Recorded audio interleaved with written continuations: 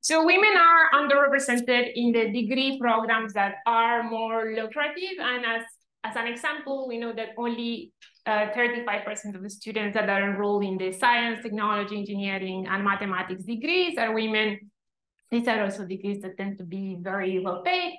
And we also know that this segregation in terms of like gender segregation in higher education is one of the causes of the gender wage gap. So a question. Go to the screen now. Yep. Should it work now? Yeah. Okay. So the question is, why do women attend degrees for which they're going to get lower returns after, right? Like, so economists would say people tend to maximize their utility, so they make choices thinking about that. So why?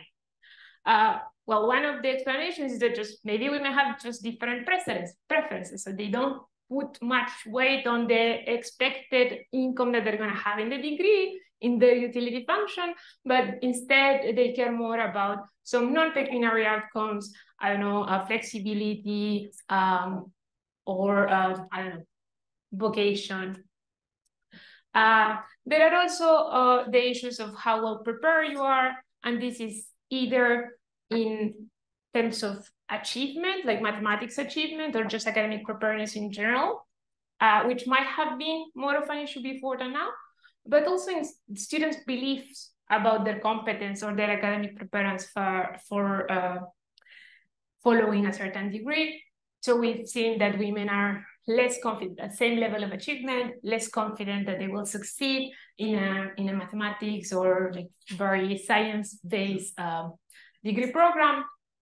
In the same line, there are, like we've observed, especially in experimental settings, that there are gender differences in competitiveness. So that might be making women shy away from degree programs that are more competitive, better paid, etc.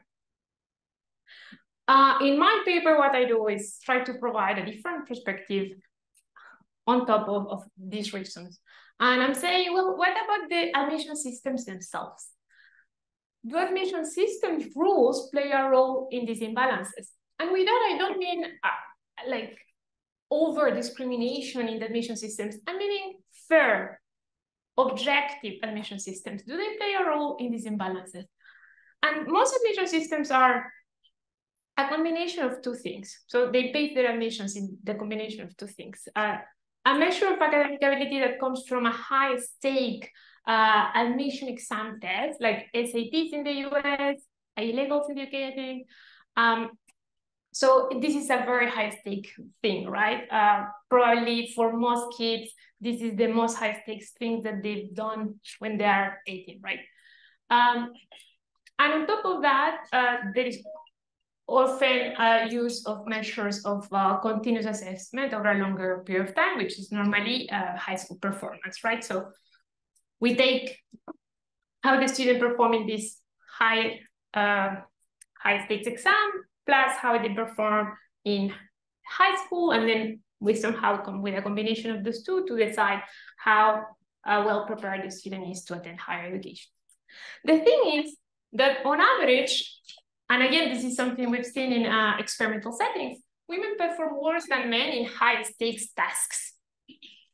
And these differences in performance disappears when the stakes are lower. So when things are non-competitive, or for instance, in high school, when you have many exams over a longer period of time, right? Each exam doesn't have that high stakes.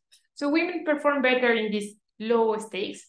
So the thing is that if there are these gender differences in performance, then the decision of how much weight we put on each of these two, it's gonna have gender consequences.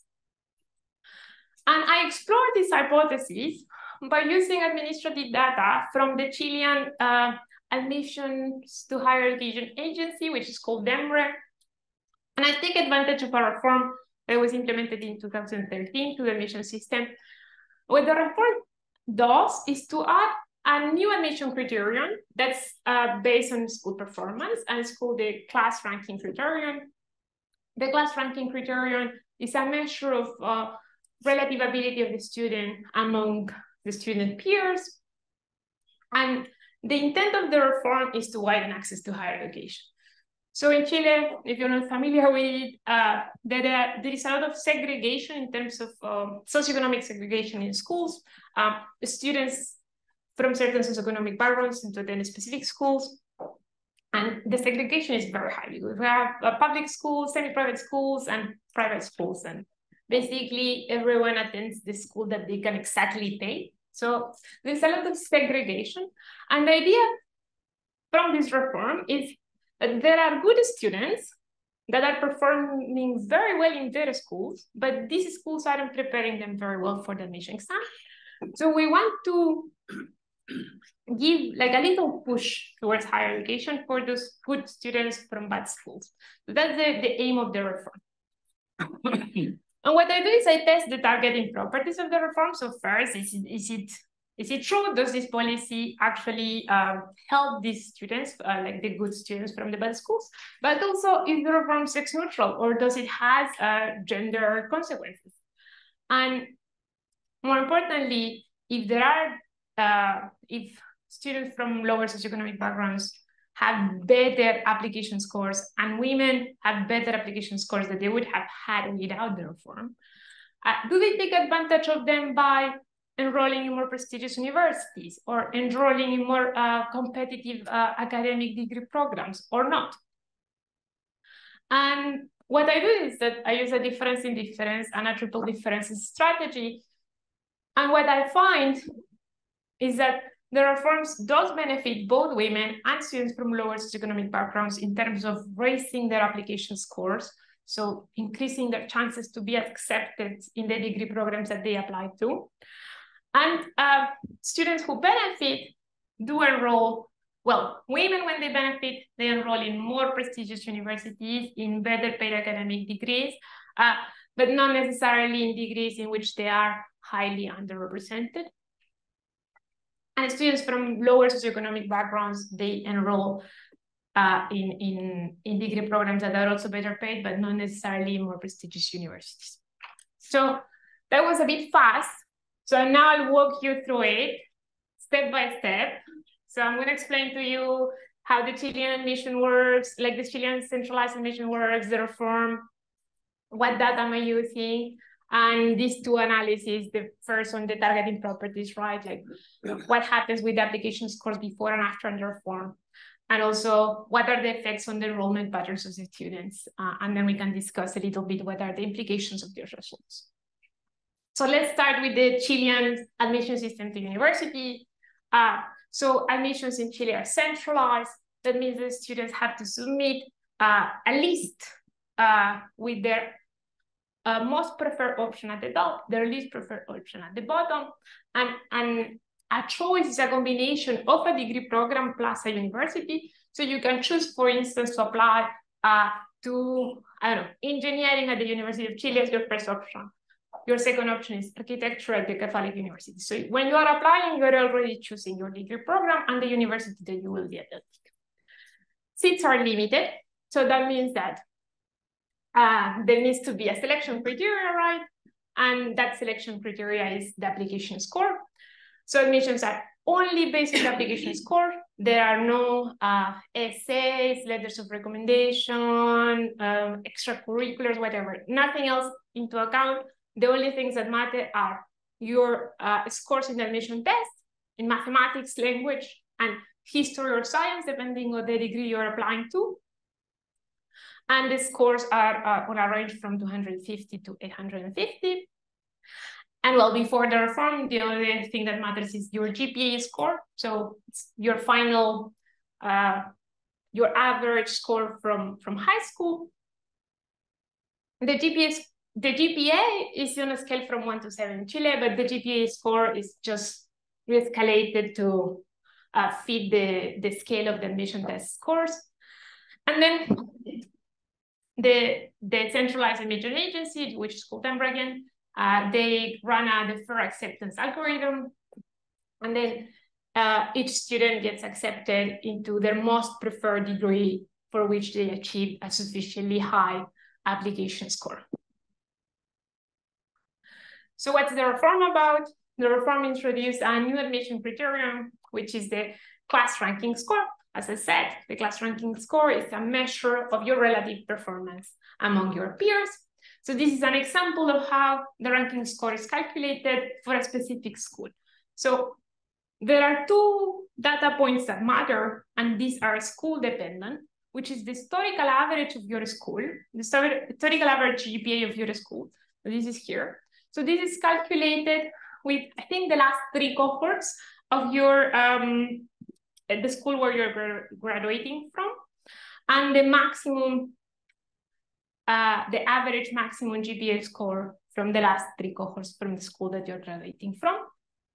Then, if your GPA is above, the blue line is the GPA score. So as I said, it goes from, well, the scale is from 1 to 7, but if you have less than 4, you don't graduate. So students who graduate go from 4 to 7, and then you get your equivalent score in this 250, 850 scale.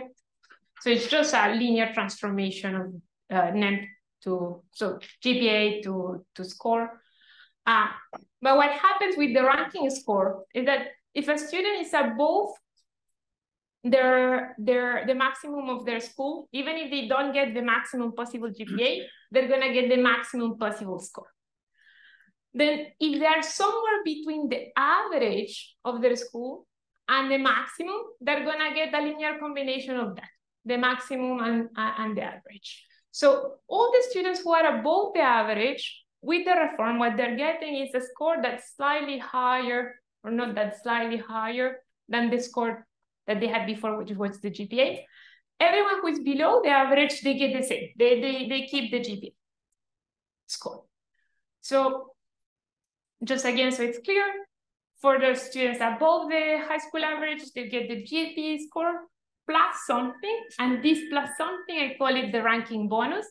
It's on average 30 points, but it does vary depending on where are you in that line, right? And those below their school historical average, they get the GPA score.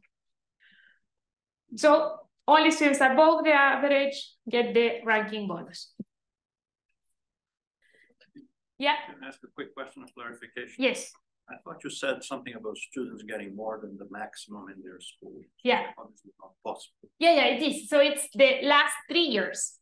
Oh. More than the last 3 years. So these 2 points are historical points. So I calculate the maximum of the 3 last generations that graduated and the average of the last 3 generations. It's the highest score. It's not the maximum you could achieve, but it's the highest score achieved. I know, but if it was in the same year, you could get more than the highest score that has been achieved. But it's because of this. It's compared to people from the previous cohorts. I thought what was happening is that for different schools, that curve will shift, right? For different schools, it will shift. Yeah. And so it's just that the best student in each school is getting the same score as basically that 7. Exactly, yeah. So yeah, best students in each school get the maximum score. And it might be more than 1, right? Okay, so the main data set is from DEMRE, and it has information on the centralized admission system from 2011 to 2017. So I have a few years before the reform, a few years after the reform. And it has information on this demographic characteristic of the student, sex, age, also some socioeconomic characteristics of the student, so the level of education of the father is there, for instance. We also have the scores that students achieved in each of the tests, their GPA. After the reform, I also have their ranking score. And what I do is that I combine this data with 2 other sources that are going to help me to get a better picture of what's going on, which is data on expected income from the degree programs. So this is a source called mifuturo.cl. It's a public source that all students can access that tells them the statistics of what is the actual earnings of people who have recently graduated of the degree programs that they're considering. This is sponsored by the Ministry of Education, and they calculate this data using, I think, information from the tax authority. And the other information that I add is the prestige of the university, which I just used the QS World Ranking. So it just ranked the universities in Chile according to what QS has ranked them. So I have over that period of time, I have around 388,000 observations, which are from students who apply to at least, so after taking the test, they apply to at least one program, sorry, not just to one program, but to one program that was available either before and after the reform. And the number of observations per year are from 50,000 to 60,000. A little bit above half of the applicants are women, a little bit below half of the people who enroll in higher education are women. I also said I have this information of the level of education of the father, which I split in two. So if the father has some level of higher education, it doesn't matter if it's completed or not. That's a high level of education. If they don't, so they have either completed secondary education or lower, that's a low level of education. And a bit more than half of the students have a father who didn't pursue any kind of higher education. And then in terms of the degree programs, I can tell you that, well, the average expected income upon graduation is about 940,000 Chilean peso per month, which is actually around 940 pounds per month. Very easy to transform to GBP. And it's higher for men. There are more women who are enrolling in medicine, social sciences, arts, and humanities, and there are fewer women enrolling in technical and engineering fields. So now that you are familiar with the setting, let's go to the meat. So the first question is, right, how does the reform affect the application scores of students? And we're gonna see by socioeconomic background and by gender. So the intent of the reform, right? By the intent of the reform, this should improve scores of good students, but in bad schools. So it should have an effect on students from lower socioeconomic backgrounds. I also say, well, it also has the potential to improve women's application scores relative to men.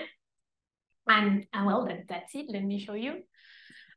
So this graph here, I hope you can see. This is application score trends by father education. So the red line is when the father has a low level of education, and the blue line is when the father has a high level of education. This is the absolute trend. And we can see, right, that, of course, people with parents, it's not surprisingly that people with parents that have some level of higher education have higher application scores. So this graph, it's the same data, just relative to the scores in the point of the reform, right? And what we see is that, well, both increase. So there are good students in good schools and there are good students in bad schools, right? So there is an increase in both, but the increase is more significant for the students with low father education.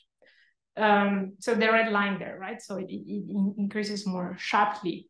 So the reform is reducing the gap in application scores between students from different socioeconomic backgrounds. And in terms of gender, well, this one is interesting. So blue is men, and red is women. And this is the absolute again. So men have higher application scores before the reform. After the reform, these gaps start to close. And at some point, like 3 years after the reform, the gap is completely closed. So it's reverted.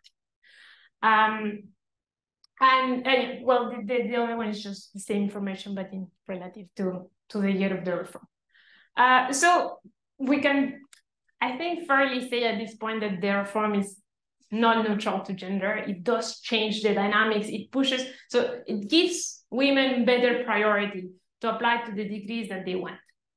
Then the question is, which are the degrees that they want? And this is what I'm checking in this second part, which is the enrollment patterns of these students. And for this, I take the reform as a quasi-experiment. So what I say is that there is a treatment group, and the treatment group are those students whose GPA was above the historical average. So they get this ranking bonus. The control group is the ones that keep their GPA, so they don't get the ranking bonus. And what I do is I estimate the effect of the reform on applications and enrollments to different degree programs. I would like to say it's a fairly simple difference in difference estimation, which kind of is. So we have, some outcomes which are enrollments. I'm going to detail the outcomes soon, but enrollment in something. We have a variable that tells us if it's after or before the reform, and a variable that says if it's treated or not treated. I use the triple differences to capture gender effects. So I also have a variable that says it's a woman or a man, or also the fact that it has a low level of education or the fact that it has a high level of education. I just have a quick question about treatment and control groups. So you said that in the treatment group, these are students above the average, and then in the control group below. But then I'm thinking, how far away from the average? Because if they're really far away from average, these are completely different set of students, and I don't know if you can actually compare them. But if they're close to the average, let's say statistically approximately similar, then you would have a good control. Yeah, well, so I don't know. I mean, I would say that I can still compare them pretty well if I have them far from the average, because I'm comparing them to the good students, so the ones that are at the top before the reform, and the ones that are at the top after the reform, right? So it's like, I'm not comparing the good students with the bad students. I'm comparing the good students with the good students before versus the bad students with the bad students before. But okay. Yeah. So I said I would like to say it's fairly simple, but it isn't really. So this treatment, well, it is. But this treatment I have to construct it. So after the reform, so I have the treatment status of everyone because I know if they receive the ranking bonus or not. Before the reform, I don't really know. But I can do a very good guess. And that's because I don't have the information to construct these two points that I need, which is the maximum of the historical average of the school and the historical average of the school. But I do have a certain information about the students that allows me to try to classify them in would I have been treated or wouldn't have. And I use random forest algorithm to do that with the information that I have. So I use information such as what type of school the student attend, private and private, public, in which local authority was the school. In many local authorities, there is just one private school. So then it's easy to identify. And student age. I also try with more variables, but I think just with this is pretty good already. I trained the algorithm with the data that I do have the correct information, so then I can test if the algorithm good at predicting or not. And lately, and the last thing that I do is to use a data filtering approach, which is, okay, there are students that are like close to the average, and I'm not so sure if they would have made it to get the ranking bonus or not, so I just take them out. So there's like this muddy middle that I take out. Yes. I'm a little confused again. So why don't you, I mean, it's just, you have the data before. Yeah. You know what the average at the school was? No. Why not? Because I don't have what school each student attended. What I have is in which locality they attended and what kind of school they attended, but not the school. It's only with the reform that you have that, the schools. I don't have the school after either, but I do have I literally have what's the ranking school. That's it. So that's why I'm doing this. And okay, it's not bad. I mean, because I'm using the data after the reform to test how this algorithm works. I get pretty good results. So depending on how much do I cut from the middle, so I can cut half a standard deviation around the middle or one standard deviation around the middle. But I get results that are up to 98% of specificity, 94% of sensitivity around that.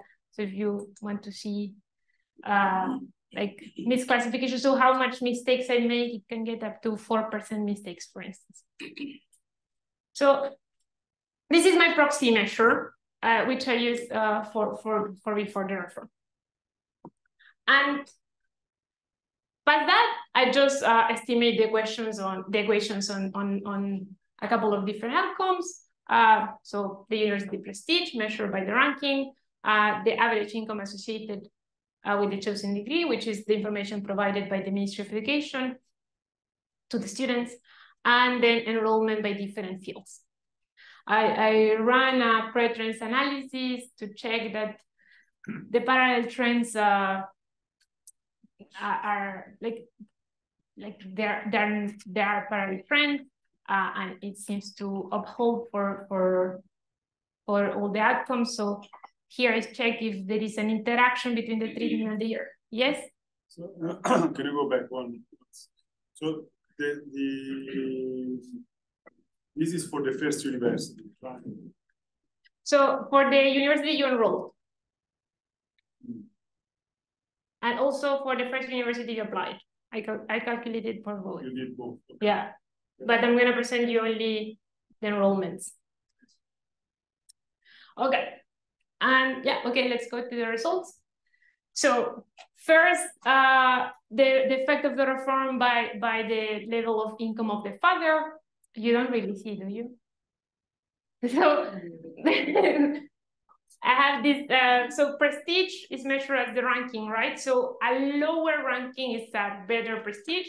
So if the ones who are so the top panel is the difference in difference coefficients. The blue ones is for fathers with some level of higher education. The red one is for fathers with secondary education or lower.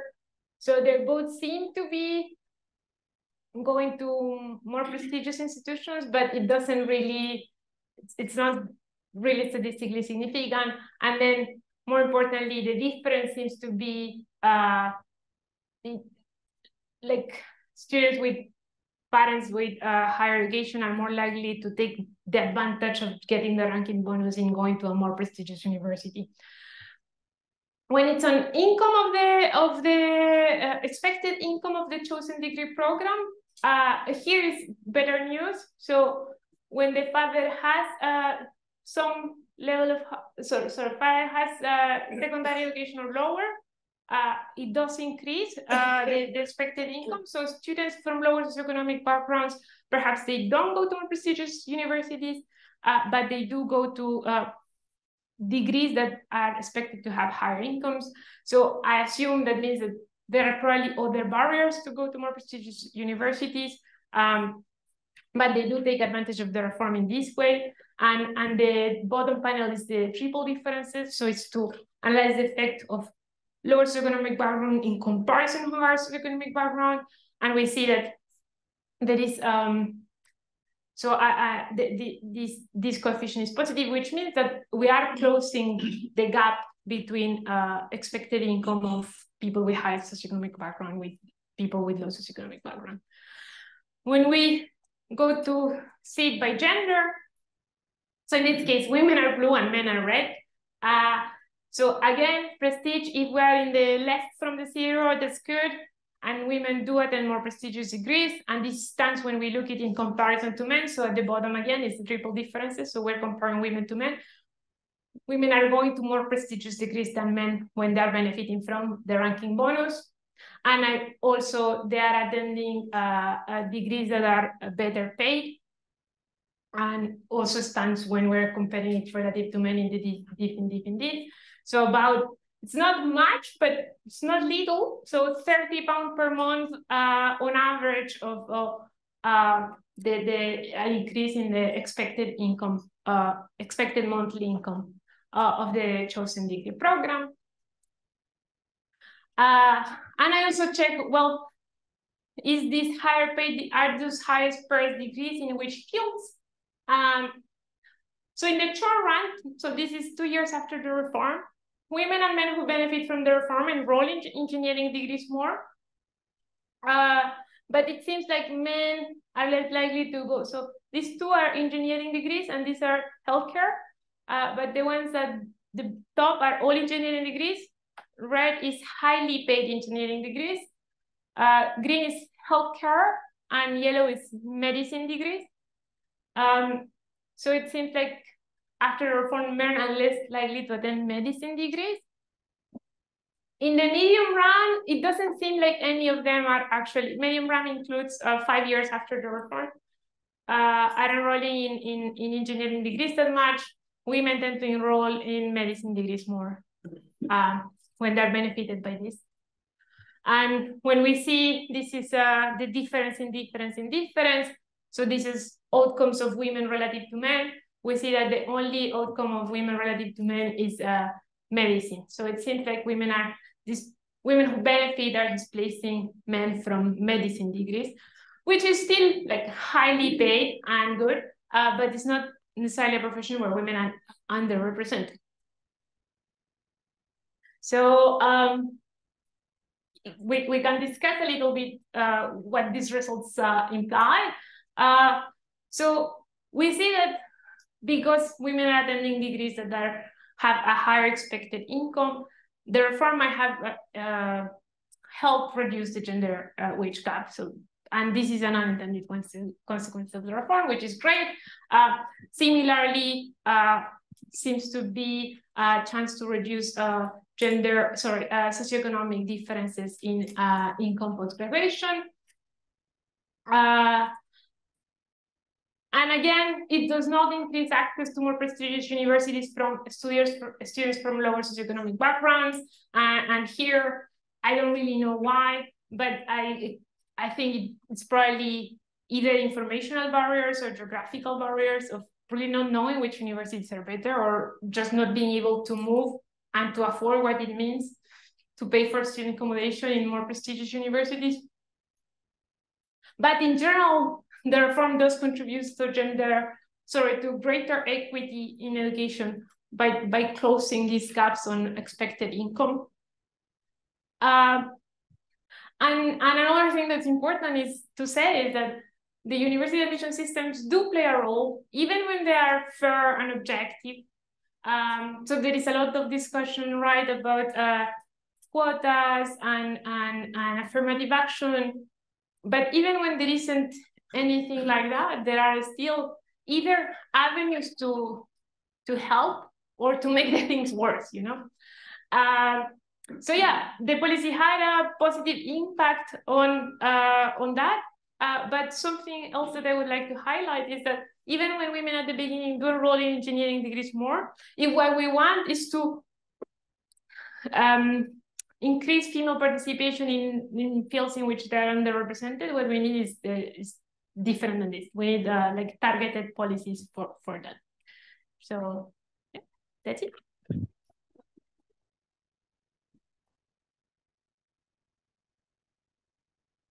Thank you, Valentina, for that very interesting presentation. So we'll open the floor for questions. Online attendees can either use the raise hand function or just write their question in the chat. So shall we start with questions in the room? Yeah, Chico, so you said there was some tables that, tests that said the parallel trends assumption looked okay. But when you earlier showed the figures, they looked anything but parallel. Right? Well, but those were application scores that's not the outcome of interest. The outcome of interest is enrollment by degree or, right? So you have both, right? You looked also at application scores, didn't you? Yeah, but I don't do that like with the diff in diff strategy. I don't use the ranking bonus there. I'm not dividing people by their treatment status. I'm dividing them by, let me go back. So here, yeah, they're not divided by treatment status. They're divided by gender, women, men, and women and men. I see. And low level of education of the father, high level of education of the father. But so, when you do by treatment status, they are parallel. Yeah.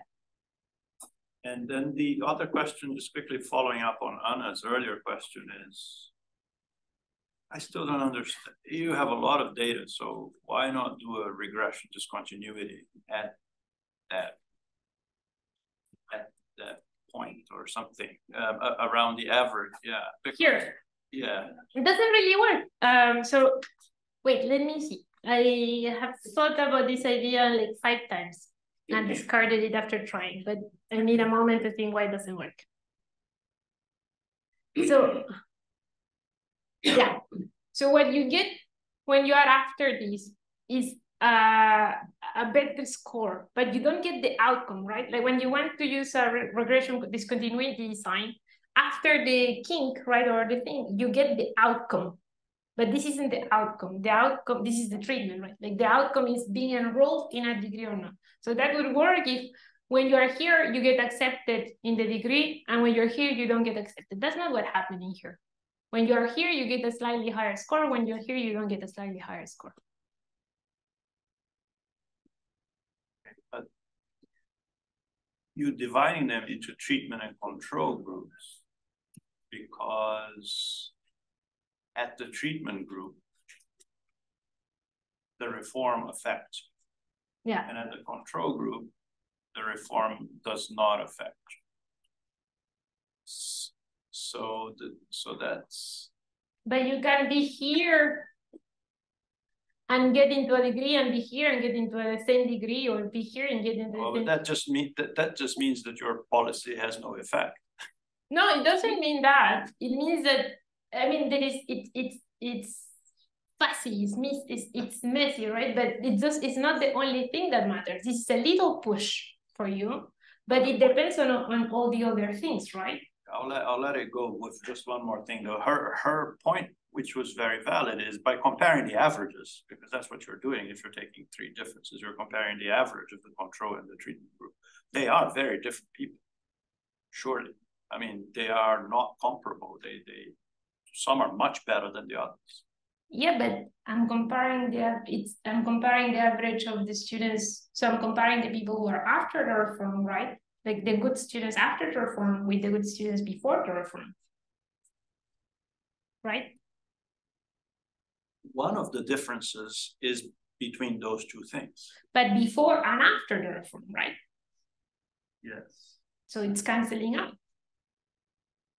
If the parallel trends really. Yeah, of course, but okay. Give me that. Fair enough.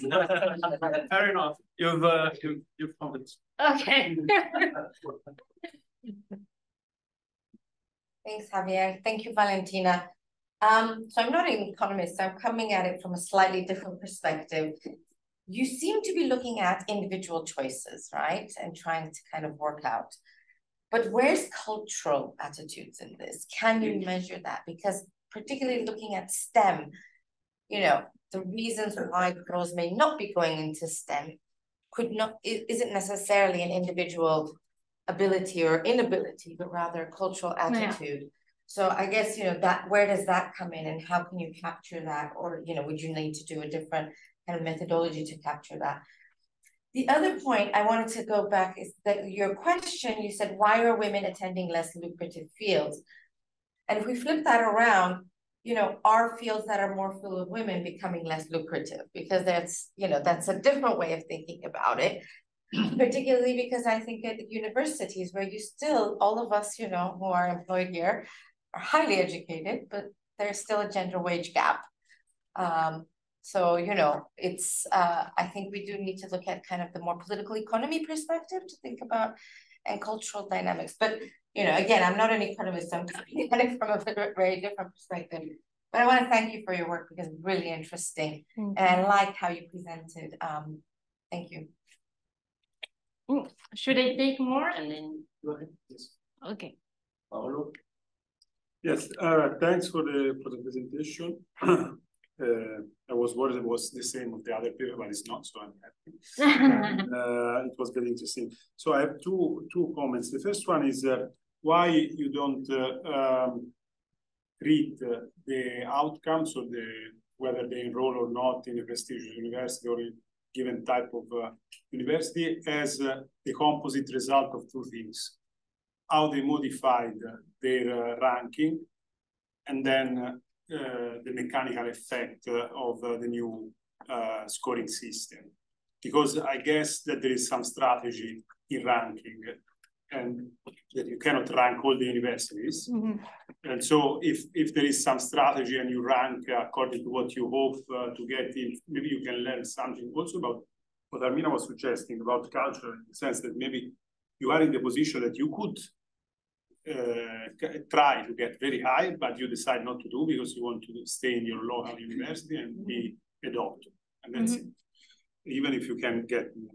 So it would be interesting to see the final result as the composition of two things: the mechanic of the allocation of people to universities and the change in the ranking behavior of people. And the second thing refers to this interesting difference between the prestige and expected income, which in part could be driven by this medical school if doctors earn a lot. But I wonder whether location play a role, in the sense that maybe prestigious universities are all in Santiago. And maybe you are a female and you feel that you should stay and care for your grandparents or whatever. And then you say, okay, I can go in a very good, in the sense of expected income university around here, but I cannot go to Santiago. So I wonder whether this geographical location could be, to some extent, something you can control for or you can comment on. That's it.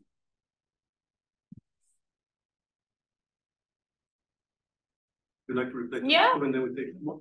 Yeah.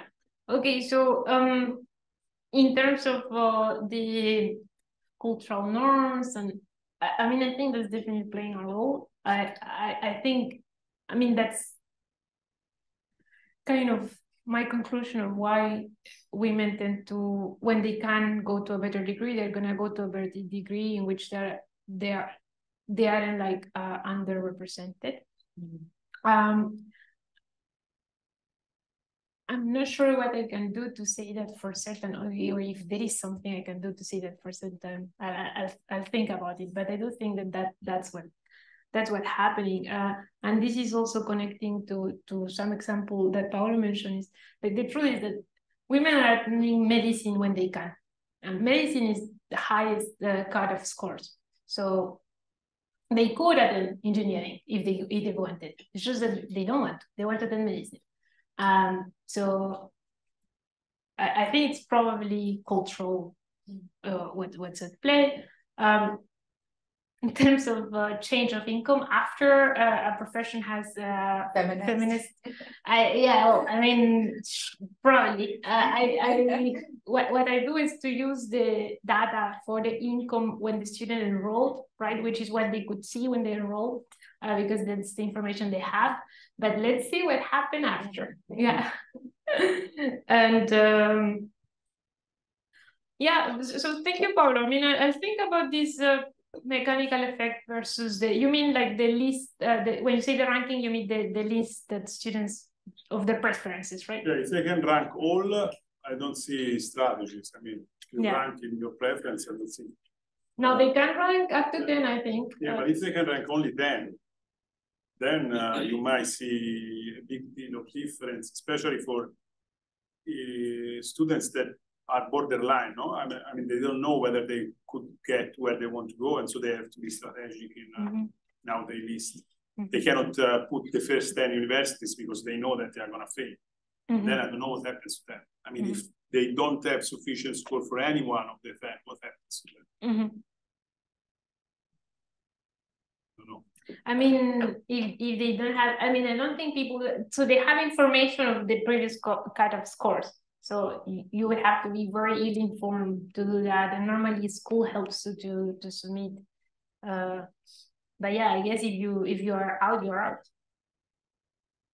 I mean, there are other universities that are outside of this centralized, but they are less prestigious. So this of schooling helping them is also super interesting, because there are, at least in Italy, there are evidence that teachers are super biased in suggesting. Yeah. I mean, that's why I think that's why I think that students from lower socioeconomic backgrounds not going to more prestigious institutions can also be. I do think it's regional might be a thing, but the other things might be informational. Like they don't have the information that they need to make the choices that they need to make. Okay, that's it. Do we have questions online? Behind you. We have two there, one here, then so should we take those two and then you're there? Yeah. Thank you, Valentina. I really enjoyed your presentation. I have a question regarding one of the suggestions that you do at the end about creating target policies. Because the thing with the higher education access policies, this might not be the case, is that they can reproduce inequality instead of eliminate it. Because basically, as you said, you having a good result in the exam is correlated with too many variables that are really different from your peers that are not having the same performance. And in that sense, I don't know if that would be the best strategy, or maybe to leverage those disadvantages from previous education levels, which would be actually give you the skills to have a better performance in these exams. Next question. Cool. Can I just check before I ask it? Did you say that there was a gendered effect of the ranking bonus, that women benefited from the ranking bonus more? And I'm trying to think, like, understand how that could be the case. And like, the two drivers I can see is, one is that women are the top performers at their school, and the second is that women just on average go to worse schools. Do you have any kind of ideas why women are benefiting from it? Which one of those two is the driving force, and how the combination works? So it's only that so benefiting from the ranking score only depends to your school, and what happens is that there are more women who are at the top of their classes. Women also have higher GPAs. They're generally low stakes. yeah, they're generally just better students in high school. Should we take two more questions? Yeah, it's super interesting. There's something that was tripping me up that is related in part to this and to the treatment. And it's that you keep saying that this is like the treatment is assigned to people who come from worse schools or worse backgrounds, or from worse locations. Is that not? No, it's applied to everyone. Everyone was at the top of their school, independent if the school is good or bad, or if you were in Santiago or somewhere else. Exactly. So what I'm seeing when I look at that, what I see is that you're basically given a bonus to everyone who is at the top. So you're disaggregating the distribution. But I see no reason why this would affect people who go to schools that inflate their grades, right? So what you're doing is preventing like the tilting of the grades of schools that are automatically give very high grades to everybody. Those people are in fact being pushed down. So it's not really true that only people who get the bonus are treated, because you're trading positions constantly with someone else. You see what I mean? Like your distributions gets tilted at the top. I come from a school that inflates their grades. All of a sudden this gets applied. And now, because I have to be compared to the average at my school, I'm below the average, I don't get a treatment. You see what I mean? But I'm trading positions with somebody else, so in reality, everyone is being treated. Okay, yeah, I see. I mean, you do get the GPA, which was what was before the reform. Yes. So you don't get that change in that sense. But if you mean like in the general equilibrium thing, but I get a traded position, because in the end, this is a ranking, right? Like if I want to do medicine at Católica, then in fact, what I get at the end is a ranking, and I'm in whatever position I get in if I'm above the threshold. Yeah. So in effect, even if I don't get a boost, the fact that I don't get a boost, No, still that affects me, is for what the I mean. treatment is not. You see what I'm saying? Yeah. I mean, this is perhaps more evidence towards the RDD approach that you could just do what they're saying, maybe just grab us, only get the grades of people who are right at the edge. But I think there's the other thing is that it's not the schools that are calculating the grades, right? So it's not grade inflation per school that happens in this context. It's not the school that, you know, gives A-level grades. I mean, they do give the GPA. Like, I mean, the way I'm saying this is there's a school fix effect, right? Yeah. It's like it's the set, like automatically it's how it's applied. So then in effect, some schools that inflate their grades must be disadvantaged, and schools that don't inflate their grades, all of their students must be advantaged by this. I mean, not all of them. The ones that No, the ones that you do the distribution. I mean, and even in the schools where you are good, I mean, it depends. Even if scores are inflated, right, you are still, there are a top of the students who are above the average and a half of the students who are not above the average. Yes, but I would have been in a different position had this not been implemented. But you're going to have the same score. It's just you're going to have the same score that you would have had before the reform because you still get your GPA. Yes, no, I understand. But there are people who get higher scores. What I'm saying is that the treatment is not clean because I am affected by the treatment, even though I would have a 0 according to you. Because it's a ranking. You see what I mean? Like, I mean that the people who are treated are not just the ones that you're giving 1s to, but the people who have 0s in your post, in your after. Yeah, no, I see what you mean. I see what you mean. It's like the general equilibrium, what happens at the end. But I think it's the same when you have like any kind of treatment in which you're, for instance, giving money to help out the population. Like this, it's like giving more scores, right? It's like giving money to help. Like you're also gonna have a general equilibrium change, right? There are people who will be richer and poorer relative to the others. Like if you were giving me money, I could have an individual fixed effect, and I could compare me with myself before and after. But here you can't, because you I mean, I'm assuming that you don't get students twice. No, okay. Trying to get into university. We can talk about Hi, Valentina. It's a lovely paper. Really enjoyed your research. I have a small query. I'm just curious to know whether you've conducted this analysis. You probably have.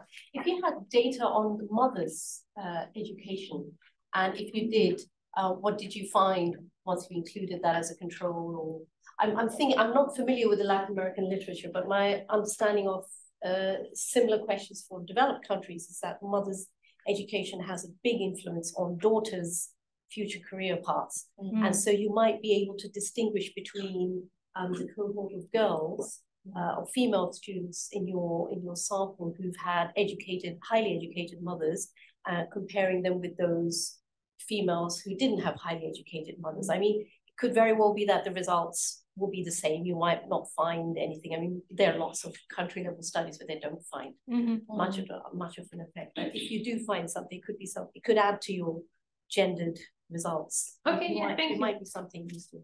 Yeah, I haven't checked mother level education for girls. I just checked for everyone. It was similar than with father, but I'll check this. Thank you. Great.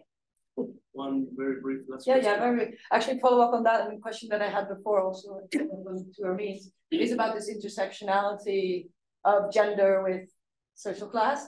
And one of the things that I found interesting was that on the other side of the gender, I think you said boys were less likely after the reforms to go into medicine. Yeah. So that is a little bit of an answer, I think, to your culture point, is that once they get, with the higher rankings, which would allow them to go into medicine as well as engineering, and as presumably these are more boys from those socioeconomic groups, they choose to then go into engineering instead of in medicine. So I wondered how that interaction, the kind of intersection between gender and class worked, and if for boys from lower socioeconomic status this had an effect that they would choose more masculine degrees after the reforms, and that can explain some of that, what you were seeing in terms of the gender differences in before and after. Okay. Well, thank you. Thank you very much. Have a good day.